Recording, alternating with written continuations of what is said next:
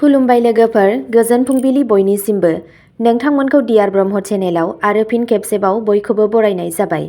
आं दिनै नोंथांमोननि सिगाङाव आरोबाव माखासे गोदान खौरां लानानै फैबावलायबाय। आसा खालामो नोंथांमोनहा खौरांखौ खोनासंनानै मोजां मोनगोन। गिबि खौराङावनो दङ गोजोर गामियारि दावबायारि जौगाथायखौ जौगाहोनो थाखाय BTC दावबायारि बिफाना गलागाव गामिखौ बोजबना लादों। Kokrajhar January 25 Bodoland territorial council BTCनि टुरिजम बिफाना गोजोर गामियारि दावबायनायखौ जौगाहोनायनि फारसे गोनांथार आगान लानानै हादोरारि दावबायारि सान फालिदों। बे बोसोरनि आयदा टुरिजम फर इनक्लुसिभ ग्र'थजों गोरोबनानै बिफाना मानास हायुङारि पार्कनि साखाथियाव थानाय गलागाव गामिखौ नाजावनो फोसावो। बे हाबाफारिनि थांखिया अरायथा आयनि खाबुखौ सोरजिनाय, हारिमुआरि उनमोनथाइ आरो दोरोंफोरखौ संरैखा खालामनाय आरो गामिनि बिथायारि सानज'थाइ आरो सुबिदाफोरखौ साबसिन खालामना ओनसोलारि सुबुं समाजखौ मदद होनाय। बेजों लोगोसे बेयो दावबायारिफोरनो मोनसे नंगुबै गामियारि मोनदांथि होनो नाजादों, जाय ओनसोलनि धोनि उनमोनथाइखौ दिन्थियो। मानगोनां मावफुं सोद्रोमा EM श्री धर्मनारायण दासआ दावबायारि बिफाननि गोजौ थाखोनि मावख'गिरि मानगोनां MCLA श्री जय मुसाहारि आरो मानास टाइगार रिजार्भ दावबायारि स्टकहल्डारफोर आरो गलाघाटनि गोबां अनजिमानि जायगायारि सुबुं समाजनि सोद्रोमाफोरनि नुजाथिनायाव मावख'आरि फोसावनायखौ खालामदोंमोन। बे हाबाफारियाव बिबुंथि होनानै श्री दासआ खौसेयै जौगानायखौ बांहोनो आरो जायगायारि सुबुं माहारिफोरखौ गोहो होनायाव गामियारि दावबायथायनि गोनांथिनि सायाव नोजोर होदोंमोन। बे हाबाफारिया गामियारिफोरनि थाखाय अरायथा जौगानायखौ रोखा खालामनायजों लोगोसे ओनसोलनि दावबायथाय गोहोखौ बांहोगोन होनना मिजिंथिनाय जादों।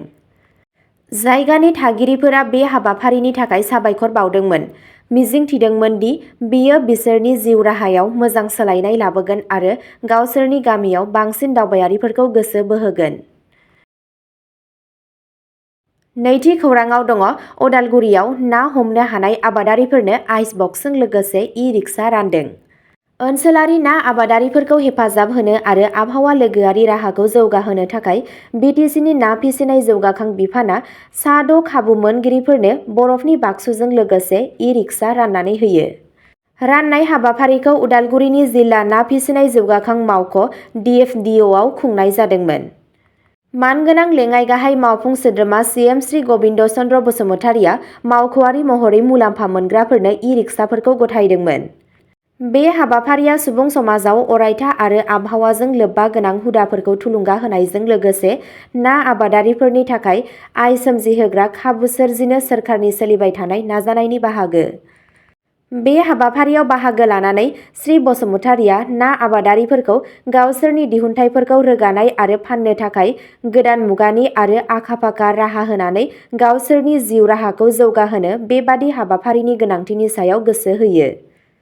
मुलाम्फा मोनग्राफ्रा हेफाजाबनि थाखाय सोरखारनिसिम साबायखर बावदोंमोन आरो बुंदोंमोन दि ई-रिक्साफोरा बिसोरखौ हाथाइफोराव बांसिन गोख्रोङै सौहैनायाव मदद होगोन आरो गावसोरनि नानि दिहुनथाइफोरनि थाजिमथिखौ रैखा खालामगोन।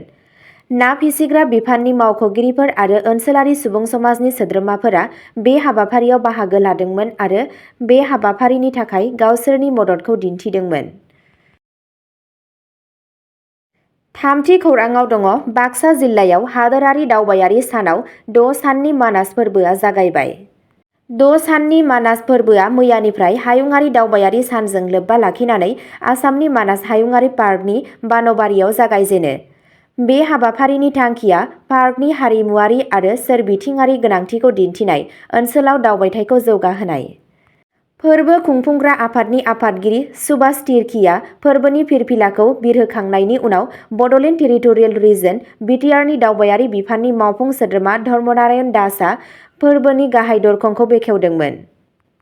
बेखेवनाय हाबाफारियाव बाहागो लादोंमोन BTRनि मावफुं सोद्रोमा गौतम दास आरो सालबारि काउन्सिल बियाबनि सोद्रोमा जय मुसाहारि आरो रायजो BJPनि मावफुं सोद्रोमा धीरज देउरिजों लोगोसे गुबुन मख'जाथाव बाहागो लागिरिफोरा। बे फोरबोआव हारिमुआरि दिन्थिफुंनाय, दोरोङारि शिल्प आरो हाबाफारिफोर दं, जायखौ इउनेस्क' वर्ल्ड हेरिटेज साइट मानास हायुङारि पार्कनि फारसे गोसो बोनो थाखाय डिजाइन खालामनाय जादों। बेनि थांखिया ओनसोलनि धोनि जिब रोखोमथायखौ दिन्थिनाय आरो अरायथा दावबायथायखौ बांहोनाय।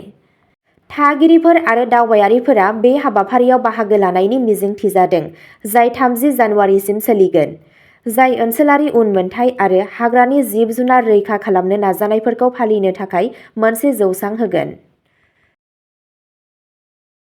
ब्रैथि खौरांआव दङ आसामनि कक्राझार पुलिसआ सुबुंफोरनि गेजेराव हादोर अनफावरिखौ बांहोनानै बाइक रेलि खालामदों। आसामनि कक्राझार जिल्ला पुलिसआ 25 जानुवारि खालि सुबुंखान्थि सान फालिनायाव रायजो-राजाफोरनि गेजेराव खौसेथि आरो हादोर अनफावरि गोसोखौ बांहोनो थाखाय सनिबाराव मोनसे गिदिर बाइक रेलि खुंफुंदोंमोन। बे हाबाफारियाव कक्राझार जिल्ला पुलिस आरो 7थि आसाम पुलिस बेटालियन 7 APBN नि पुलिस मावथिफोरनि गोख्रों बाहागो लानायखौ नुनो मोन्दों। हानजा सुरनायनि थांखिया हायुंआरि खौसेथिनि खौरां फोसावनायजों लोगोसे पुलिस हानजा आरो सुबुं समाजनि गेजेराव सोमोन्दोखौ गोख्रों खालामनाय। हानजा सुरनाया कक्राझार सदर पुलिस थानानिफ्राय जागायदोंमोन आरो थाना रड, RNB रड आरो JD रडजों लोगोसे गाहाय लामाफोरजों थांदोंमोन, जाय नोगोरनि गाहाय बाहागोफोरखौ आवग्रिना दंमोन। लेङाइ पुलिस सामलायगिरि देबजित महन्तआ गासैबो बाहागो लागिरिफोरनो साबायखर बावदोंमोन आरो सुबुंखान्थि साननि बागै हारियारि गोरोबलायनाय आरो सांग्रांथिखौ बांहोनायाव बेबादि हाबाफारिनि गोनांथिनि सायाव गोसो होदोंमोन। बाथि खौरांआव दङ आसाम पुलिसआ मंगलदैनि 4 हेकारफोरखौ बेंक एकाउन्टनिफ्राय रां खावनायनि दायाव हमदों। दरं जिल्लायाव बेंक थगायनायनि दायाव 4 हेकार हमजादों। मंगलदै पुलिसआ गोबां सुबुंफोरनि बेंक एकाउन्टफोरखौ हेक खालामनानै रां खावनायनि दायनिगिरि 4 हेकारफोरखौ खादों। मोनसे स्रोत सुलुंनि बिथाजों सं दाननानै हमनाय जादोंमोन, जायनि ओनसोलाव दरं जिल्लायाव मोनसे अपारेशन जादोंमोन। दायनिगिरिखौ गुवाहाटीनि साकिब चौधुरी, शिबसागरनि बिक्रम नेउग, सिपाझारनि प्राणजित साहारिया आरो मंगलदैनि रुदु आली होनना सिनायथि होदों। अपारेशननि समाव पुलिसआ मबाइल फन आरो दाय गोनां फोरमानलाइफोरखौ जब्द खालामो, जेराव गासै आसाम आरो गुबुन रायजोआव खालामनाय थगायसुला खामानिफोरखौ बोखांनो हायो। MLD-PS 1425 US 316-2 318-4 336-3 342-612 BNS नि सिङाव मोनसे केस रेजिस्टार खालामनाय जादों आरो दायनिगिरिफोरखौ न्यायारि कास्टाडियाव दैथायहरनायनि सिगां बिजिरसालियाव दिन्थिनाय जादोंमोन। सान 3 सोंनायनि उनाव पुलिसआ साइबार दायफोराव बिसोरनि लोब्बा थानायनि उफ्रा फोरमान नागिरना मोनो। बिबानगिरिफोरा रायजो-राजाखौ खोथा होदोंमोन दि नेटवार्कनि सोमोन्दै बांसिन गुदि खिथाफोर बुथुमनो आरो खावनाय धोनफोरखौ मोनफिननो थाखाय नायबिजिरनाया सोलिगासिनो दं। 6थि खौरांआव दङ आसाम पुलिसआ सुबुंखान्थि साननि सिगां सनितपुराव 4 ग्रेनेडजों लोगोसे बेरफ्रुग्रा बेसाद बोखांदों। सुबुंखान्थि साननि सिगां सनितपुरनि हाग्रानिफ्राय बेरफ्रुग्रा बेसाद बोखांदों। 76थि सुबुंखान्थि सान फालिथायनि थाखाय गोख्रों रैखाथि राहा लानायनि उनावबो आसाम पुलिसआ 25 जानुवारि खालि सनितपुर जिल्लानि गंसे हाग्रानिफ्राय बेरफ्रुग्रा बेसाद बोखांनो हादोंमोन। धेकियाजुलि पुलिस थानानि सिङाव थानाय बाटासिपुर कब्रा गामिनि खाथियाव मोनसे सं दाननाय हाबाफारिनि समाव पुलिसआ गंसे पलिथिन बेगआव 2 ग्रेनेड आरो 3 डेटनेटर हा सिङाव फबनानै दोननाय मोनो।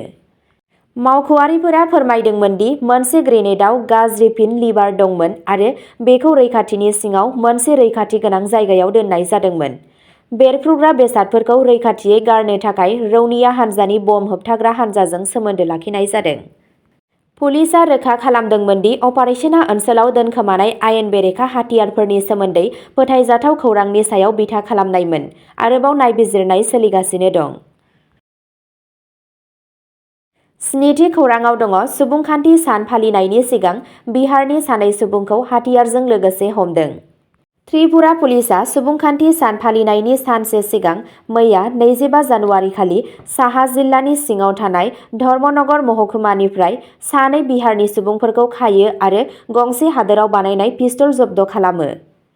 बे आयदानि सायाव साहा जिल्लानि पुलिस सामलायगिरि अबिनाश राय, IPSआ बुंदोंमोन दि फुंबिलि समाव त्रिपुरा पुलिसआ जिल्ला इन्टेलिजेन्स ब्रान्च आरो धर्मनगर महकुमा पुलिस मावख'गिरिजों लोगोसे धर्मनगराव बिहारनि 2 सुबुंनि हाथियार थानायनि खौरां मोन्नायनि बिथायाव बेलासिनि 2 रिंगासोआव मोनसे सिग्रोमनाय हाबाफारि लायो। बिसोर गंसे ट्रेनआव फैदोंमोन। खौरां मोन्नायनि उनावनो जों जाथाय जायगायाव सौहैयो आरो बिसोरखौ हमथायो। नागिरनाय समाव जों गंसे पिस्तल जब्द खालामो। नीरज कुमार आरो इन्दर मुखिया मुंनि सानै सुबुङा बिहारनि थागिरि। जों जाथायनि सायाव नायबिजिरगासिनो दं आरो बिसोरखौ पुलिस रिमान्डनि थाखाय बिजिरसालियाव थिसनगोन। अब्ला दिनैनि खौराङा एसेनोसै। नोंथांमोनहा जुदि सोरबाफोर फेसबुकआव खौरां खोनासंनानै मोजां मोनो अब्ला जोंनि डियार ब्रह्म फेसबुक पेजआव थांनानै खोनासंहैनो हागोन। पेजनि लिंकखौ डिस्क्रिप्शनाव होनाय जादों। गोजोन्थों।